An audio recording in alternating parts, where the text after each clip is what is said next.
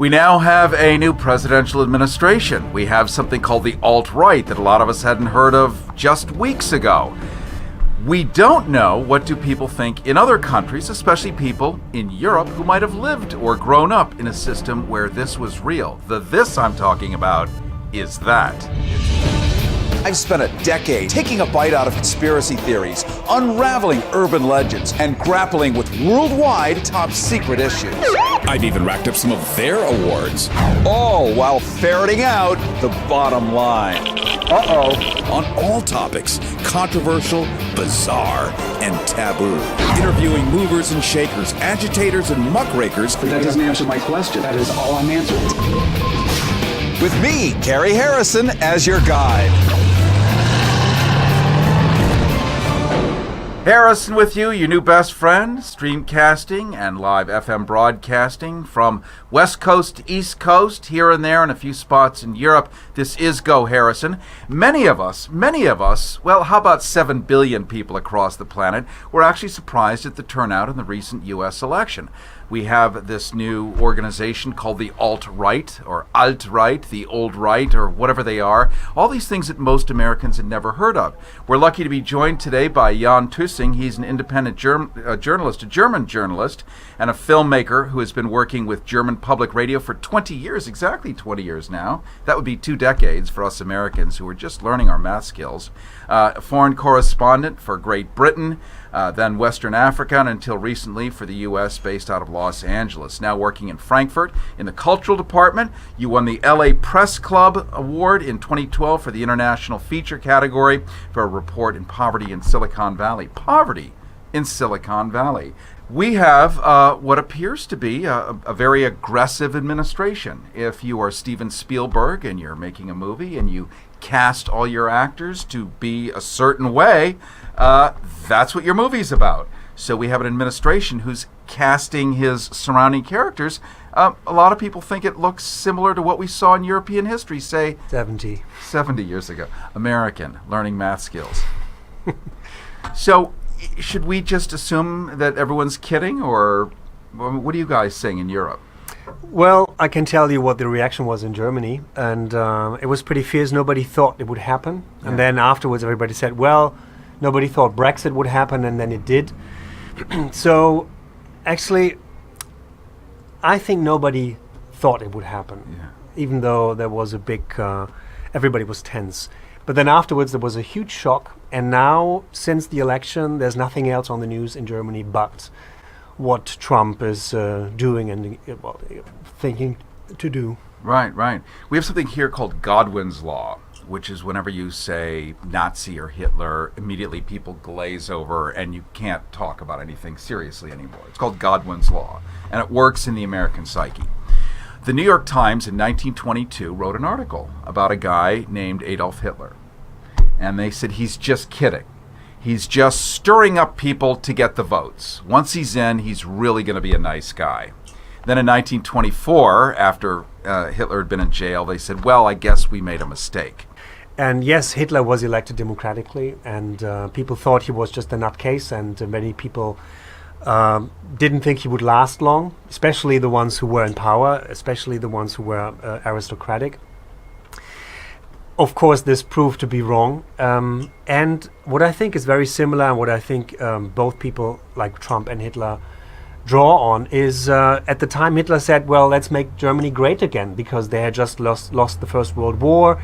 Germany had lost so much territories, and they wanted revenge. And I think that's what Donald Trump is drawing on. He wants to make America great again, and he's talking to people who think they are entitled to more.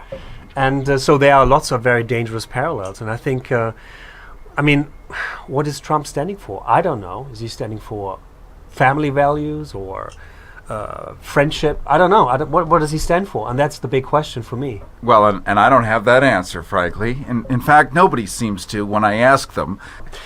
I think, you mentioned the Steve Bannon, and you mentioned the bright people surrounding Hitler. Yeah. Yes, he had somebody called Joseph Goebbels, and he was a master of propaganda, and that's what Breitbart is. It's just fake news, looking honorable, or I don't know what it looks like. I've never actually looked on Breitbart because I think it's a right-wing fascist propaganda, and Goebbels was a master in that, and Breitbart, and Steve Bannon, who runs Breitbart, I think he knows how to manipulate very well. And actually, didn't he take credit for the election, having brought Trump into power? 5 years of work.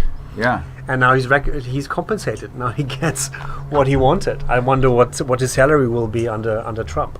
Well, and also to think that this global platform that speaks to a certain kind of appetite would be based in the Oval Office of the White House, of a superpower, is kind of extraordinary.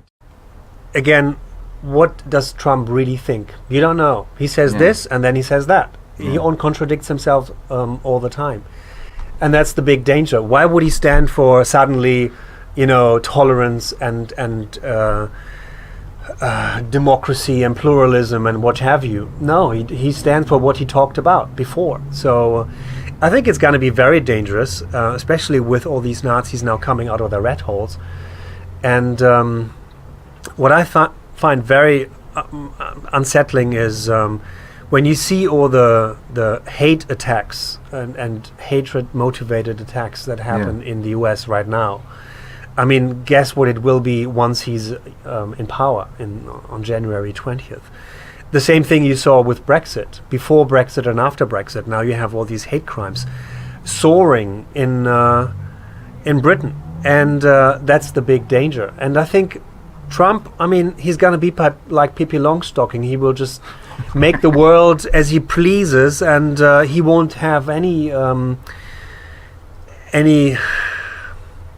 resistance by anybody, I think. And I'm worried that he will just place the wrong people in the seats that he needs to gain more and more power. And then when you see what Hitler and the Nazis did, it was a bunch of crooks.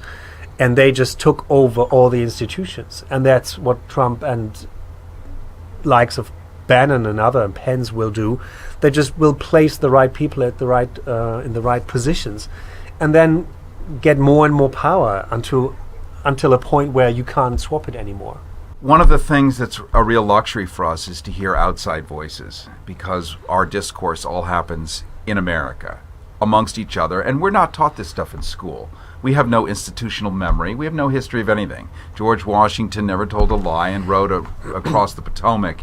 That's about it. So we don't really understand this stuff. Well, I want a last point. I learned a friend of mine voted for Mr. T because she wanted a businessman in the White House.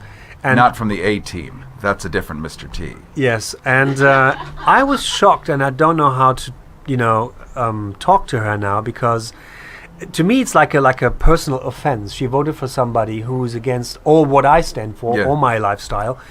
Yet she is an artist, struggling one, and tries to make ends meet in Los Angeles. And I wonder, why on earth would she vote for Donald Trump?